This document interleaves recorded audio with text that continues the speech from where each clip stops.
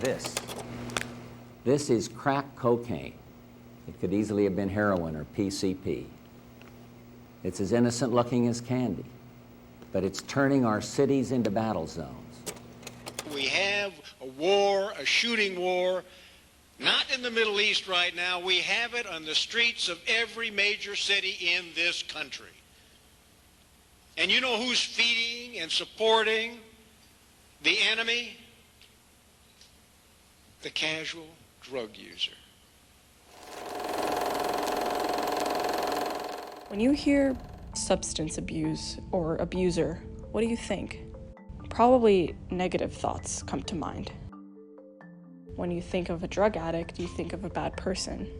But why?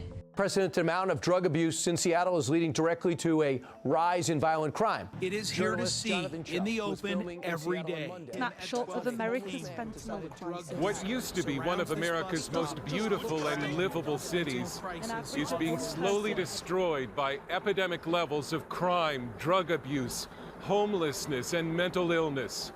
One local is called Portland an open-air insane asylum. Because that's what society has implemented in our brains. Society tends to victim blame when it comes to the subject of drugs, believing it's a lack of willpower for getting hooked onto addictive substances. The consequences of this mindset enables prejudice and discrimination against substance abusers, as well as their underlying mental health issues. While brainstorming this documentary, our group realized that we too subconsciously participated in this stigma. And we need to work towards changing this attitude by educating ourselves as well as the viewers. To understand different perspectives, we talked to two individuals, one with a professional standpoint and the other with their own personal substance and recovery experience. So my name is Kai Funderburg. I'm the executive director here at Urban Recovery. My name is Angad Singh, and I am a former alcoholic and drug user. There are a lot of factors that play a part in a client's addictive behaviors. It starts off, for me, I feel like it starts off with birth and the interactions that you have with your family. How I got into drugs was mostly just, at first, raiding my dad's liquor cabinet. My dad bought like a liter of whiskey.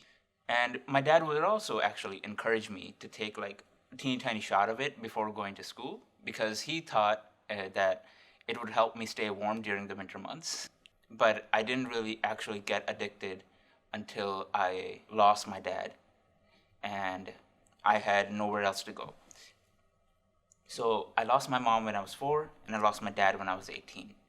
After that, I became homeless. And I had also dropped out of high school to take care of my dad during his last year.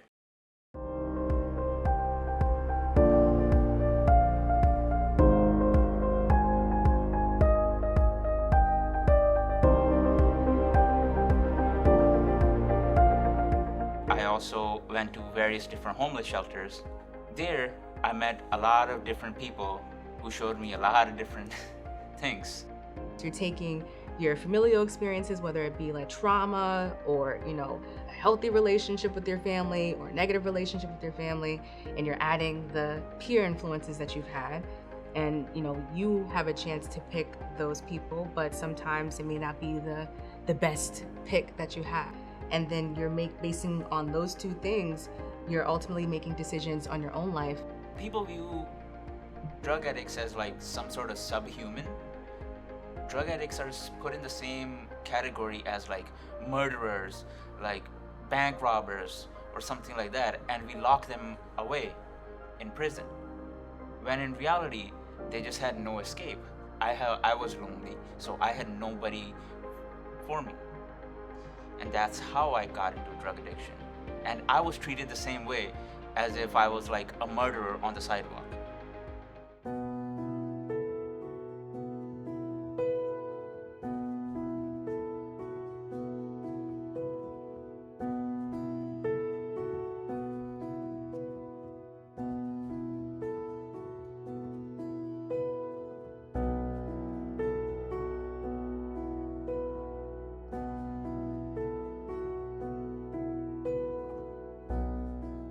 Hope can be very bleak, right? When you think about the relationships that they may have damaged because of their addiction, or just the ties they may have cut from healthy people, and just, the jobs they may have lost, that, the hopelessness kind of comes into play. And then other people on the outside looking in see someone that's like, oh, they're not going to change. They always do this. They always do that. The way I see it is like someone can fall 1,000,000 times, but it just takes one time to get up and do the right thing and make that change. How I was able to snap out of doing it actually was through a lot of help. I went to rehab only once, but after going to rehab, I did a life check, and then I started asking for help, because nobody can ever, that's what I believe, nobody can ever overcome their drug addiction by themselves. They need a lot of help, a lot of support, a lot of understanding people around them, because when you are addicted, you will hurt others. I hurt a lot of people just trying to get my next fix. Luckily for me, I had a support group. I had people who were there for me when I needed them. And that is how I actually got out, by no other thing than a support group and having a lot of help. The treatment plan for all of our clients, it would depend on what they're coming in for. We have a 75-bed facility, and it is mixed with detox clients and with rehab clients. So for a detox client, they're coming in, and they can be here between 5 and 7 days, and it's dependent on their taper, their medication. Once their taper is completed, they have the option of transferring over to rehab, but they do meet with a detox counselor during the duration of their time here.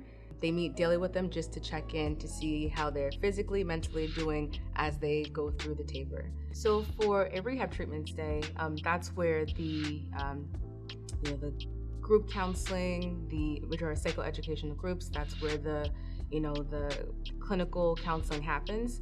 So they'll meet with their counselor twice a week. They will do group counseling 4 times a day, and they're there to address deeper rooted issues that lead them back out to using. Because of how deep it gets, we need to have the client there for at least a month, or for them to be more successful upon leaving here. So there's always hope. Sometimes the hope becomes less and less at times, but as long as the person that is recovering has hope, that's all that really matters, honestly.